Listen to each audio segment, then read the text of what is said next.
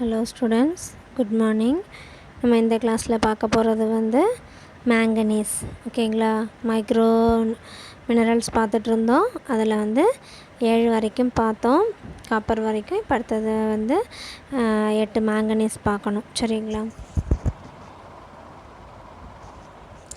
மேங்கனீஸில் introduction வந்து the body of the normal man weighing 70 kg contain about 12 to 20 mg manganese. 70 kilo ஒருத்தவங்க இருக்காங்க, ஒரு adult இருக்காங்க அப்படின்னா அவங்களுக்கு வந்து 12 to 20 mg வந்து மேங்கனீஸ் அவங்களோட பாடியில் இருக்குது அப்படின்னு அர்த்தம். It is distributed through out the body tissue and fluids. இது வந்து நம்மளோட பாடி டிஷ்யூவில் வந்து ஃபுல்லாக இருக்குது. The following tissues, bone, kidney, liver, pancreas and pituitary glands contain more manganese than other tissue. இதில் உள்ள டிஷ்யூலெலாம் வந்து மேங்கனீஸ் அதிகமாக இருக்குது மற்ற இடத்துல உள்ள டிஷ்யூவை காட்டிலும். The manganese content of human blood is very low. அதாவது ஹியூமன் பிளட்டில் வந்து 2 to 3 mg per 100 ml தான் மேங்கனீஸ் இருக்குது. ரெக்கமெண்டட் டெய்லி அலவன்ஸ்னு பார்த்தீங்கன்னா the recommend human being are met by traces of manganese found in food. An adequate intake for manganese is established at 2.3 mg per day for men and 1.8 mg per day for women. மென்னுக்கு வந்து 2.3 mg per டேவும் உமனுக்கு வந்து 1.8 mg per டேவும் தேவைப்படுது. That R inadequate for establishment of an estimated average requirement and recommended daily allowance. Okay, அது தெரிஞ்சிக்கிட்டால் போதும். அடுத்து வந்து dietary sources எதில் அதிகமாக இருக்குதுன்னு பார்த்தீங்கன்னா ரிச் சோர்சஸ் வந்து நட்ஸ் அண்ட் ஹோல் கிரெயின்ஸில் இருக்குது. குட் சோர்சஸ் வந்து வெஜிடபிள்ஸ் அண்ட் ஃப்ரூட்ஸில் இருக்குது. புவர் சோர்சஸ் இல்லை கொஞ்சோண்டு இருக்குன்னு அர்த்தம். Meat, poultry, sea foods and ஃபிஷ்ஷில் வந்து கொஞ்சமாக இருக்குது. ஃபங்க்ஷன்ஸ்னு பார்த்தீங்க அப்படின்னா the main function of the manganese is to maintain the functions of body tissue and balance the fluids present in the body. நம்ம பாடியில் உள்ள ஃப்ளூயிட்ஸ் மெயின்டைன் பண்ணுறதுக்கும் அப்புறம் பாடி டிஷ்யூஸ் எல்லாமே அதோடைய ஃபங்க்ஷனை கரெக்டாக பண்ணுறதுக்கும் இந்த மேங்கனீஸ் வந்து ஹெல்ப் பண்ணுது. Manganese is an essential component of numerous enzymes involved in bone formation and in the metabolism of amino acids, lipids and carbohydrates. Bone form பண்ணுற எல்லா என்சைமுக்கும் இது ஹெல்ப் பண்ணுது. ப்ளஸ் அந்த கார்போஹைட்ரேட், ஃபேட், அப்புறம் ப்ரோட்டீன் இதோட மெட்டபாலிசத்துக்கும் இது ஹெல்ப் பண்ணுது. சரிங்களா? அடுத்தது அப்சர்ப்ஷன் அப்படின்னு பார்த்தீங்கன்னா manganese is readily absorbed in the small intestine. Only 3 to 4% of manganese present in the diet is absorbed. ஓகேங்களா? 3 to 4% தான் நம்ம சாப்பிட்ற சாப்பாட்லேருந்து மேங்கனீஸ் வந்து அப்சர்வ் ஆகுது. இது வந்து ஸ்மால் இன்டெஸ்டைனில் தான் அப்சர்வ் ஆகுது. அடுத்து effects of deficiency. The most important deficiency effect are impaired growth, skeletal abnormalities, depressed reproductive function extra. இதெல்லாம் தான் வந்து இதோட எஃபெக்ட்ஸு. அதாவது இம்பேர்டு க்ரோத், அவங்களால சரியான வளர்ச்சி வளர முடியாது. அடுத்தது வந்து ஸ்கெலிட்டல் அப்நார்மாலிட்டி இருக்கும், அவங்களுக்கு ரீப்ரொடக்டிவ் ஃபங்க்ஷன் வந்து கம்மியாக இருக்கும். இதெல்லாம் தான் அந்த மேங்கனீஸ் கம்மியாக இருக்கிறதுனால வரக்கூடிய டெஃபிஷியன்சி இருக்கும். அடுத்து டாக்ஸிசிட்டி அதிகம் அப்படின்னு பார்த்தீங்கன்னா மேங்கனீஸ் டாக்ஸிசிட்டி வந்து in human being toxic symptoms have been reported to occur in mine workers due to inhalation of dust from manganese ores. அதாவது அந்த மேங்கனீஸ் அந்த கல் உடைக்கும் போது, மைன் ஒர்க்கர்ஸ்னால் என்ன, அந்த கல் உடையும் போது அந்த கல் உடைக்கிற அந்த துகள் இருக்குல்ல, அதை வந்து அவங்க இன்ஹேல் பண்ணுறதுனாலையோ வாய் வழியாக முழுங்கிறதுனாலையோ அதிகமான மேங்கனீஸ் உள்ளே போகிறதுனால நிறைய சைன்ஸ் அண்ட் சிம்டம்ஸ் வந்து அவங்களுக்கு வருது. எக்ஸாம்பிள் வந்து பிளர்டு ஸ்பீச், திக்கி பேசுகிறது, டியூமர்ஸ் ஆஃப் ஹேண்ட்ஸ், கையில் வந்து டியூமர்ஸ் வர்றது, இதெல்லாம் தான் மேங்கனீஸோட டாக்ஸிசிட்டி அதிகமான வரக்கூடிய சைன்ஸ் அண்ட் சிம்டம்ஸ். ஓகேங்களா? இது மேங்கனீஸ். அடுத்து வந்து செலீனியம். அடுத்த மினரல் வந்து செலீனியம். இன்ட்ரோடக்ஷன் வந்து பார்த்திங்கன்னா the first report that selenium deficiency may occur in man occurred in 1961. A similar report in 1967. First செலீனியம்னால ஒரு டிசீஸ் வந்திருக்கு அப்படின்னு கண்டுபிடிச்சது வந்து 1961. அதுக்கப்புறம் அதே மாதிரியே திருப்பி ரிப்போர்ட் பண்ணினது வந்து 67. When CE given to child suffering from kwashiorkor, it increased the weight of the child. CE அப்படின்னா செலினியம்னு அர்த்தம், அதோட குறியீடு. அது கொடுக்குறாங்க, எதுக்கு கொடுக்குறாங்க அப்படின்னா அந்த kwashiorkor ப்ரோட்டீன் எனர்ஜி மால்நியூட்ரிஷன்லேருந்து பேபி வெளில வரதுக்காக தான் அது கொடுக்குறாங்க.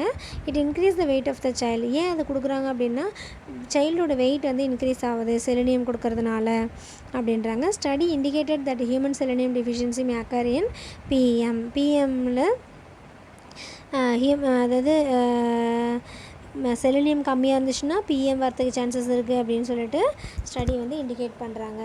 சோர்ஸஸ் அப்படின்னு பார்த்தீங்கன்னா selenium is largely available in different food staff. நிறைய ஃபுட்டில் வந்து இது இருக்குது. த variation depend on the difference in soil selenium content. நிறைய வந்து வேரியேஷன் ஒவ்வொரு இடத்துலையும் ஒரு மாதிரி இருக்குது.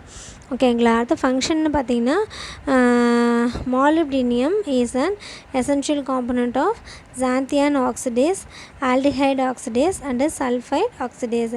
ஏற்கனவே சொல்லியிருக்கேன். ஆக்சிடேஷன் அப்படின்னா ஒரு என்சைம் மீன்ஸ் ஏதோ ஒன்று வந்து உடஞ்சி அதில் அந்த ஆக்சிஜன் தனியாகவும் அந்த மெயின் காம்பனண்ட் தனியாகவும் வெளியில் வருதுன்னா அதுக்கு பேர் தான் oxidation.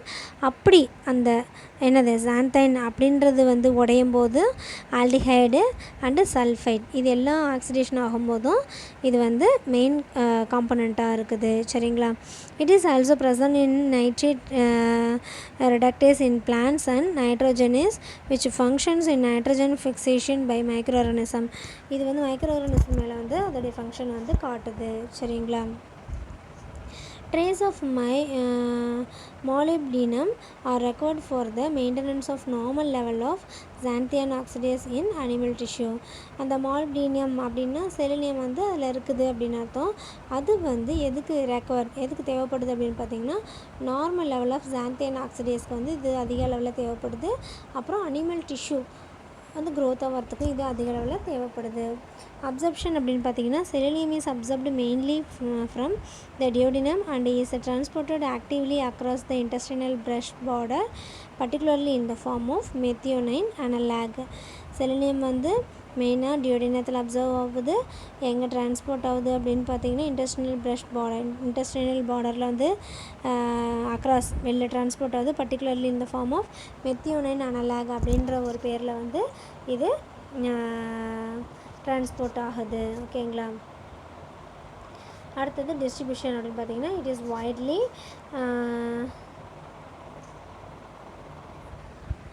distributed in the animal body and highest concentration is present in renal cortex, pancreas, pituitary gland and liver. இங்கெல்லாம் தான் இது அதிக அளவில் இருக்குது செலினியம். செலினியம் டிஃபிஷியன்சி அப்படின்னு பார்த்தீங்கன்னா ஹியூமனுக்கு வந்து கேஷன் டிசீஸ் அப்படின்னு சொல்கிறோம். This disease is reported from Keshan country of north eastern China. அந்த இடத்துல வந்து இந்த டிஃபிஷியன்சி வந்திருக்கிறதுனால நம்ம அப்படி சொல்கிறோம். The disease affects mainly children and younger woman. இது யார் அதிகமாக அஃபெக்ட் பண்ணுது? சில்ட்ரனையும் யங்கர் உமனையும் அதிக அளவில் அஃபெக்ட் பண்ணுது. It is manifested by an acute or chronic cardiac enlargement, arrhythmia and ECG changes தான் இந்த டிசீஸில் மெயினாக வரக்கூடிய changes. Prophylaxis with sodium selenite is highly effective. இது வந்ததுக்கப்புறம் நம்ம சோடியம் செலனின் கொடுத்தோம் அப்படின்னா அது வந்து இந்த டிசீஸ்க்கு எஃபெக்டிவாக இருக்குது. Cashin Beck disease. The disease is prevalent in several parts of Eastern Asia and it's characterized by degeneration, osteoarthritis affecting children between 5 and 13 years of age. இதில் மெயினாக வந்து சில்ட்ரன் தான், அதுவும் 5 இயர்ஸ்லேருந்து 13 இயர்ஸ் ஆஃப் ஏஜில் உள்ள சில்ட்ரன்ஸ் தான் வந்து இதனால் பாதிக்கப்படுறாங்க. இதனால் என்னென்னலாம் ஆகும் அப்படின்னு பார்த்தீங்கன்னா நம்ம ஏஷியா கண்ட்ரியில் தான் இருக்குது இது. டீஜெனரேஷன், ஆஸ்டியோஆர்த்ரைட்டிஸ் இதெல்லாமே வருது. It retard growth by shortening fingers and bones with severe enlargement and dysfunction the joint. இதோட மெயின் என்ன அப்படின்னு பார்த்தீங்கன்னா ரிட்டார்ட் growth. ரிட்டார்ட்னாவே growth வந்து ஸ்டாப் ஆகிடுறதுன்னு அர்த்தம். அப்போ ஸ்டாப் ஆகிடுச்சுன்னா என்ன இருக்கும்? அங்கே ஷார்டன் ஃபிங்கர்ஸ் இருக்கும், ஷார்டன் போன்ஸ் அப்படின்னா என்னது குள்ளுமாக இருக்கும், எல்லாமே குட்டி குட்டியாக இருக்கும். சரிங்களா. Severe enlargement and dysfunction the joint. Join மட்டும் பார்த்திங்கன்னா பெருசாக இருக்கும். அதுதான் இதோட disease condition. The disease becomes endemic in low selenium zone. அதாவது செலினியம் எங்கெல்லாம் கம்மியாக கிடைக்குதோ அங்கெல்லாம் வந்து கம்மியான லெவலில் இருக்குது இதோட எஃபெக்டிவ். சரியா, அஃபெக்ஷன். அவ்வளோதான். இதுதான் வந்து செலினியத்தோட டிசீஸ். செலினியத்தில் 2 டிசீஸ் பார்த்தோம், 2ம் படிச்சுக்காங்க. ஓகேங்களா. ஓகே, நெக்ஸ்ட் கிளாஸ் வந்து அடுத்தது வந்து நெக்ஸ்ட் கிளாஸில் பார்க்கலாம். ஓகேங்களா. தேங்க்யூ.